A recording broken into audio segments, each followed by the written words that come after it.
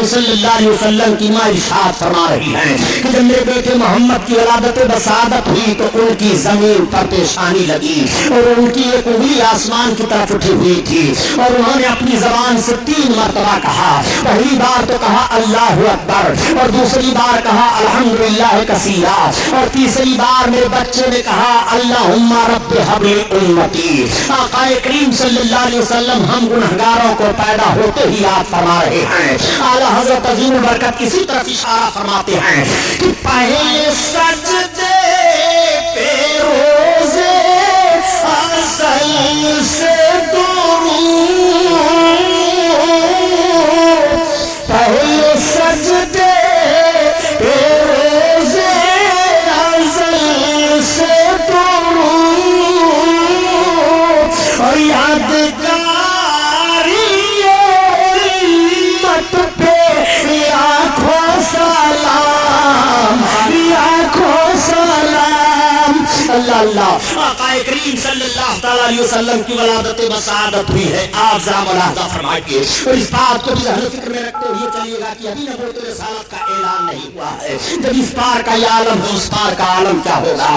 آقا صلی اللہ تعالی علیہ وسلم کی ماں سے ایک یہودیہ عورت نے سوال کیا اے آمنہ خاتون اس وقت مکہ میں تو تیل کی بڑی قلت ہے مگر یہ بتاؤ کہ تمہارے گھر میں رات بھر روشنی کیسے ہوتی ہے. تو نبی کی ماں بیان فرماتی ہیں کہ جب سے میرے بچے محمد کی ولادت بسعادت ہوئی ہے میں نے اپنے مکان میں چراغ جلایا ہی نہیں ہے.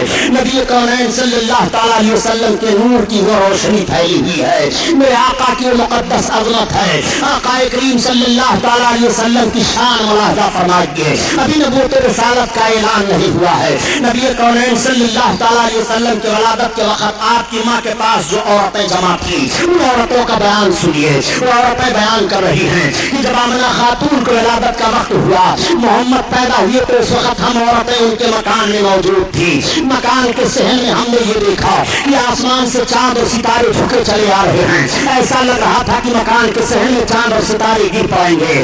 اس طرح سے جھکے چلے آ رہے تھے محمد کی ولادت پر، آپ کی پیدائش پر. اعلیٰ حضرت عظیم البرکت کسی طرف اشارہ فرما رہے ہیں کہ صبح طیبہ میں ہوئی بٹتا ہے نور کا صدقہ لینے نور کا آیا ہے تارا نور کا. زمین پر سویرے سویرے نور کی خیرات بٹ رہی ہے. مکہ کی سرزمین پر سویرے سویرے نور لٹایا جا رہا ہے. اسی لیے تو اعلیٰ حضرت عظیم برکت فرماتے ہیں کہ میرے آقا کے نور کا صدقہ اس طرح سے لٹایا جا رہا تھا. آقا کریم صلی اللہ تعالی علیہ وسلم کے نور کا صدقہ اس طرح سے لوٹ رہے تھے. اتار کر ان کے رخ کا صدقہ نور کا بٹ رہا تھا بارا کہ چاند و سورج مچل مچل کر جبی کی خیرات مانگتے تھے. کہ چاند و سورج مچل مچل کر جبی کی خیرات مانگتے تھے. آقا کریم صلی اللہ تعالی علیہ وسلم کی ولادت بسعادت ہوئی ہے. میرے آقا اس دنیا میں تشریف لائے ہیں. آقا کریم کے نور کا صدقہ کس نے نہیں لیا؟ چاند ستارے نے نور کا صدقہ لیا، سورج نے نور کا صدقہ لیا. نبی پیدا ہوئے ہیں. آقا کریم اپنی ماں کی گود میں ہیں. تمام عورتیں زیارت کرنے کے لیے آ رہی ہیں اور عرض کرتی ہیں اے آمنہ خاتون تمہیں مبارک ہو، تمہاری گود میں جو بچہ آیا ہے تو ختنہ شدہ پیدا ہوئے ہیں، ان کے ختنہ کی ضرورت ہی نہیں ہے. میرے آقا صلی اللہ علیہ وسلم کے حسن کی زیارت تمام قبیلے کے لوگ کر رہے ہیں. پورے مکہ کے گھر گھر میں سرکار کی ولادت کی خبر پھیل گئی ہے. ساری عورتیں سارے مرد دیکھنے کے لیے آ رہے ہیں. حضرت آمنہ خاتون کا گھر زیارت گاہ بنا ہوا ہے. ایسی بھیڑ ہو رہی ہے کہ دیکھنے کے بعد سارے لوگ یہی بیان دے رہے ہیں کہ کتنا عظیم الشان بچہ مکہ کی سرزمین پر کسی قبیلہ میں کسی خاندان میں پیدا نہیں ہوا. میرے آقا کے حسن کا تذکرہ ہو رہا ہے. ولادت کے وقت جو باتیں ظاہر ہوئی اس کا ذکر ہو رہا ہے. اس وقت کا دستور یہ تھا کہ باہر سے عورتیں آتی تھیں دودھ پلانے کے لیے بچوں کو لے جایا کرتی تھی. مالدار گھر کے بچوں کو عورت حاصل کر لیتی. اس عورت کو مالدار خرید لیتا تھا کہ تمہارا سارا دودھ میرا بچہ پیے گا، میرے بچے کی تمہیں پرورش کرنی ہے. इस नौयत के तहत मक्का की सरजमीन से 12 घाटियों के उस पार एक आबादी थी, कबीले साद की आबादी, जहाँ के लोग खुरबत और अफलास के मारे हुए थे, कहत साली के शिकार हुआ करते थे, उनमें बीमारियां फैली हुई थी, वो बहुत परेशान हाल थे। 10 औरतें तैयार हुई कि चलो मक्का में मालदार घरों पर बच्चों की पैदाइश हुई है, वहां से बच्चे ले आए जाएं और दूध पिला करके खिदमत की जाए, इनाम और इकराम मिलेंगे, उजरत हासिल होगी। उन्हीं 10 औरतों में हजरत हलीमा सादिया भी है। हजरत हलीमा सादिया ने कहा मैं जाने की ताकत नहीं रख रही हूँ। औरतों ने कहा हलीमा तुम्हें चलना पड़ेगा। हलीमा ने कहा देखो आज कई रोज की मैं भूखी हूँ, पानी पर गुजारा कर रही हूँ, मेरी सवारी का जानवर भी बड़ा कमजोर हो चुका है। औरतों ने कहा नहीं हलीमा तुम्हें चलना पड़ेगा। हजरत हलीमा को भी औरतों ने तैयार कर लिया। अब हलीमा से सवारी पर सवार होकर के चली है, मगर काफिला की औरतों की सवारियां ताकतवर थी, वो आगे निकल जाती हैं, हलीमा की सवारी पीछे रह जाती है।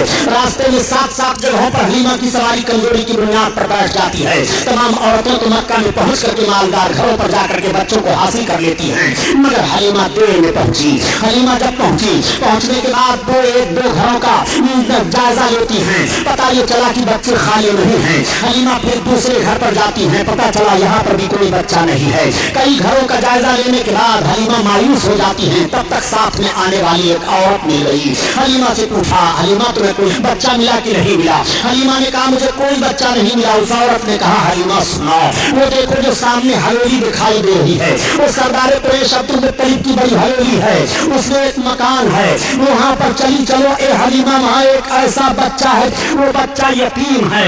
उस औरत ने तो यही कहा, मगर उसे क्या मालूम कि वो यतीमों को सहारा देने वाले हैं, वो यतीमों के गमखार हैं, वो यतीमों के चारा जो हैं। आक़ाए करीम सल्लल्लाहु अलैहि वसल्लम का पता वो औरत हलीमा को बता रही है। उस औरत ने कहा ए हलीमा अगर मुझे कोई बच्चा न मिला होता तो मैं उसी बच्चा को लेती। हलीमा ने कहा मैंने भी कई घरों पर उनका जिक्र सुना है, चलो मुझे ले चलो। हलीमा सादिया को औरत सरदार कुरैश हजरत अब्दुल मुत्तलिब के पास ले जाती है, और जब आप अब्दुल मुत्तलिब के पास पहुंची और अपना मद्दुआ बयान करती हैं, तो हजरत अब्दुल मुत्तलिब ने हजरत हलीमा को हजरत आमना खातून के पास पहुंचा दिया। अब आप हजरत आमना खातून के पास पहुंचकर अपने अंदाज से सलाम अर्ज करती हैं और अर्ज करती हैं ए बहन आमना खातून, मैंने सुना है कि आपकी गोद में बड़े हसीन और जमील हैं, आए हुए हैं, मैं उनकी खिदमत के लिए तैयार हूँ। मैं कबीले साथ की एक गरीब औरत थी, मुफलिसों का लाश हूँ, मैं इसलिए आई हूँ ताकि आपके बच्चे की खिदमत करूँ, हमें मुनासिब उजरत मिल जाए। हजरत आमना खातून की आंखें आंसुओं से भर जाती हैं, आंसू टपकने लगे। हजरत हलीमा ने कहा बहन रोने का सबब क्या है? हजरत आमना खातून फरमाती है ए हलीमा जिस मकसद से तुम आई हो तुम्हारा मकसद नहीं हो पाएगा। तुम इनाम इकराम और उजरत की लालच में आई हो, मगर तुम्हें ज्यादा उजरत और ज्यादा इनाम न मिल पाएगा। इसलिए ए हलीमा इनकी पैदाइश से पहले इनके बाप का इंतकाल हो चुका है। हजरत हलीमा ने कहा ए बहन अब हमें इनाम और उजरत की लालच नहीं रह गई है, मैंने आपके शहजादे की बड़ी तारीफें सुनी हैं, मैं चाहती हूँ कि आपके शहजादे मुझे मिल जाएं और मैं दूध पिला करके उनकी खिदमत अंजाम दे लूं। मेरे आका उस वक्त सो रहे थे। हजरत हलीमा सादिया ने अर्ज किया बहन ये तो बताओ कि शहजादे गिरानी वकार हैं कहाँ? आकाए करीम के जिस्म अतहर पर एक चादर शरीफ डाल दी गई है। हजरत आमना खातून ने जैसे चादर को आपके जिस्म अतहर से हटाया तो हजरत हलीमा बयान फरमाती है कि मोहम्मद सो रहे थे, जैसे मेरे आका के रुखे अनवर से चादर का हटना हुआ पर आका के मुस्कुराहट खेल जाती है। सोता हुआ बच्चा मुस्कुराने लगे तो कितना अच्छा लगता है। और ये तो कायनात के दाता है मुस्कुरा रहे हैं, नबी कौनैन है मुस्कुरा रहे हैं, रहमतुल लिल आलमीन है मुस्कुरा रहे हैं, बशीर नज़ीर है मुस्कुरा रहे हैं, गरीबों की गुर्बत दूर फरमाने वाले हैं मुस्कुरा रहे हैं। हजरत हलीमा फरमाती है कि मोहम्मद के लब पर मुस्कुराहट खेल गई, मैंने दौड़ करके उनको उठा लिया और उनके रुखसारे नबूवत का बोसा लिया। आला हजरत अज़ीम बरकत इसीलिए बयान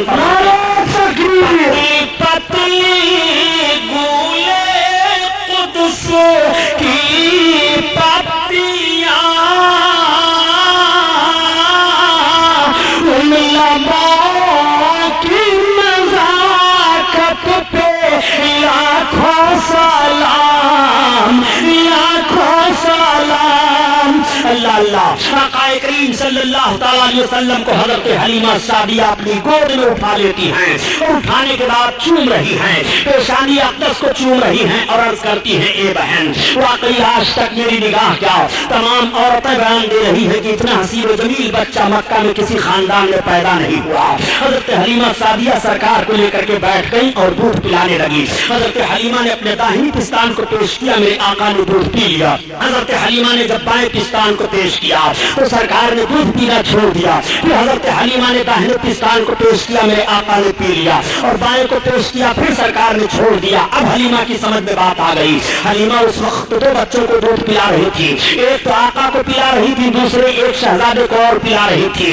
اگر میرے آقا دونوں پستان کا دودھ پی لیتے تو دوسرا پینے والا دودھ محروم رہ جاتا۔ سرکار نے یہ فطری انصاف پیش کیا ہے اور حق والے کا حق ادا فرما دیا ہے۔ میرے آقا یہی سے ذہن فکر دے رہے ہیں کہ جس کو قربت ہو تو قربت والوں کو حق کس طرح سے دینا چاہیے۔ نبی کونین صلی اللہ تعالیٰ علیہ وسلم نے دودھ نہیں پیا، صرف داہنے پستان کا پیا، اور وہ بھی طبی نقطۂ نظر سے ماں کے داہنے پستان میں دودھ کم ہوتا ہے اور بائیں میں زیادہ ہوتا ہے۔ جس میں دودھ کم ہے نبی کونین اسے استعمال فرما رہے ہیں، اور جس پستان میں دودھ زیادہ ہے سرکار دوسرے پینے والے کے لیے چھوڑ رہے ہیں۔ اعلیٰ حضرت عظیم البرکت اسی طرف اشارہ فرماتے ہیں کہ بھائیوں کے لیے ترک پستا کریں، دودھ پیتے تین سو لاکھوں سلام، لاکھوں سلام۔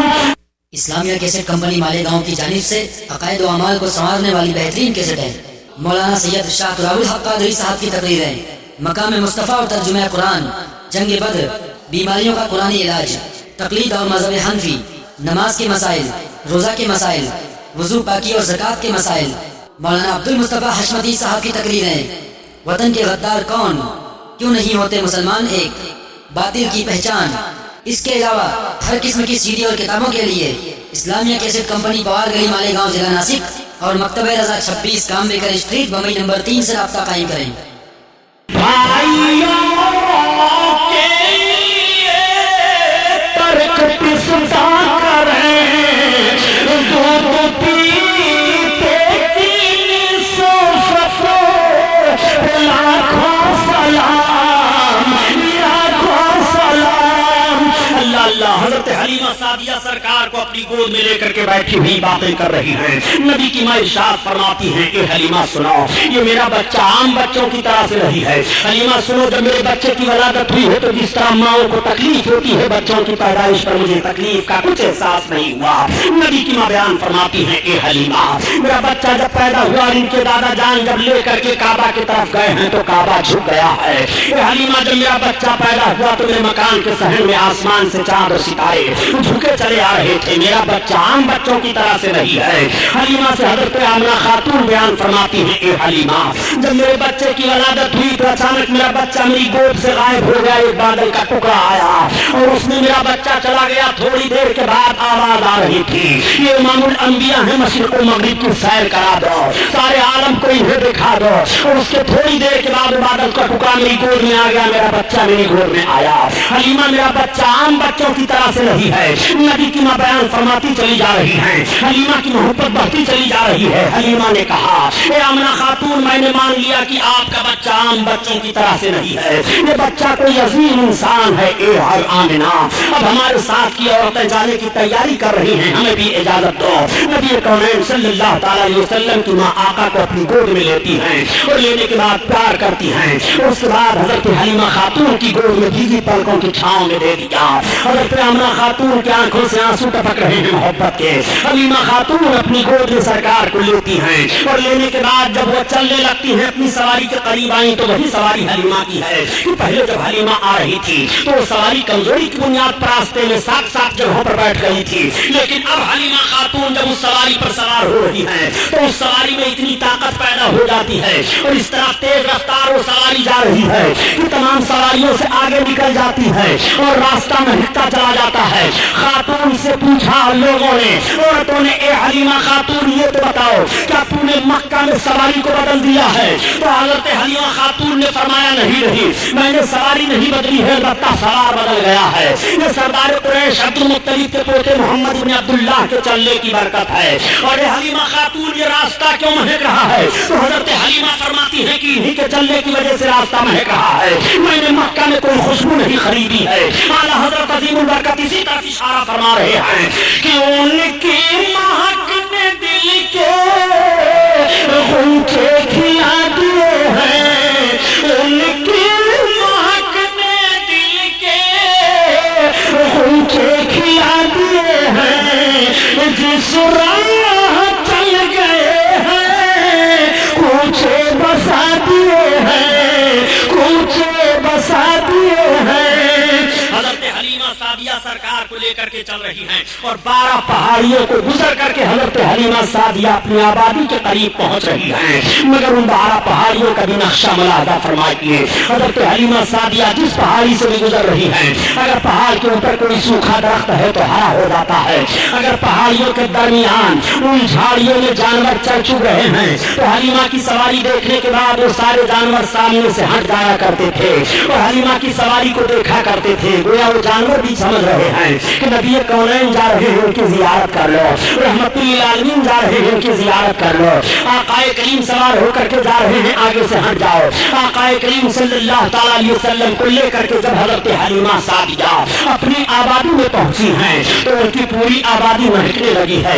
आबादी के लोग कहत साली के शिकार हो गए थे, मगर बारिश हो जाती है और पूरी आबादी पानी से सैराब हो जाती है।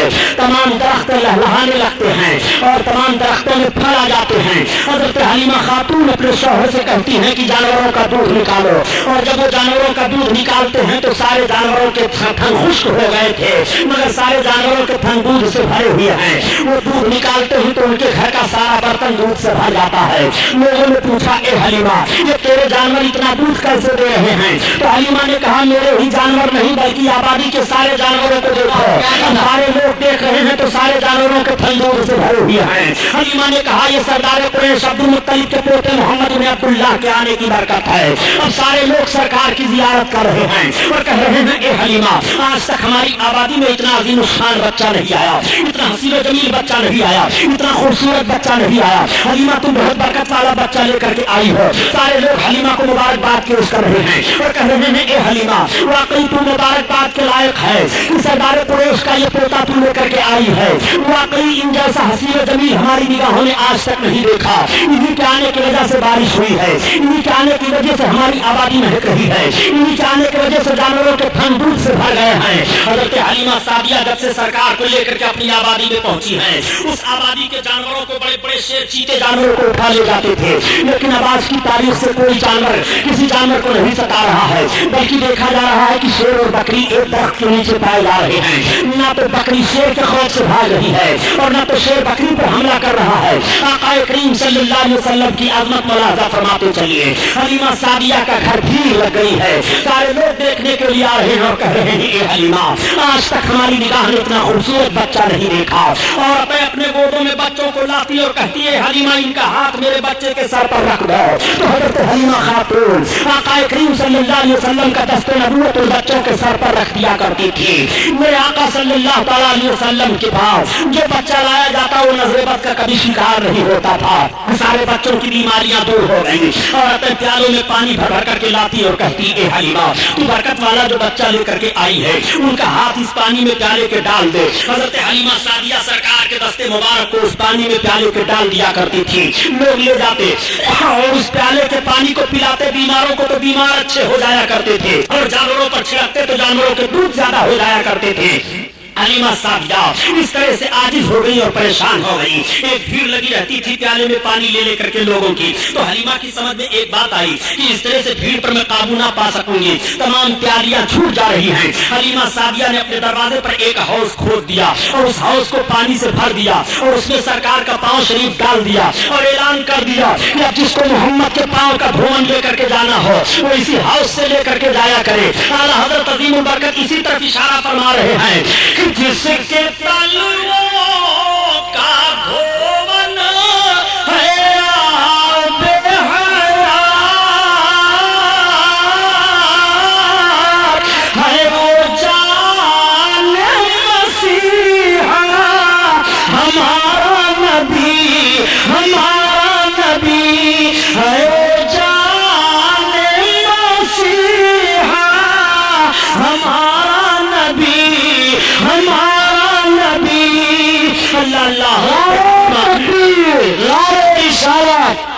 اب آپ ذرا غور فرمائیے، ابھی نبوت و رسالت کا اعلان نہیں ہوا اور سرکار کے مقدس پاؤں شریف کا دھون پیا جا رہا ہے، بیمار شفا پا رہے ہیں، اور جانوروں پر ڈالا جا رہا ہے تو جانوروں کے دودھ زیادہ ہو رہے ہیں۔ حلیمہ سعدیہ فرماتی ہیں کہ جس طرح سے بچے سال میں بڑھتے ہیں، محمد کے جسمانی بڑھنے کا حال یہ تھا کہ وہ مہینے میں اتنا بڑھ رہے تھے۔ حلیمہ سعدیہ فرماتی ہیں کہ جب تک میں ان کو جی بھر کر کے دیکھ نہیں لیتی تھی مجھے سکون نہیں ملتا تھا۔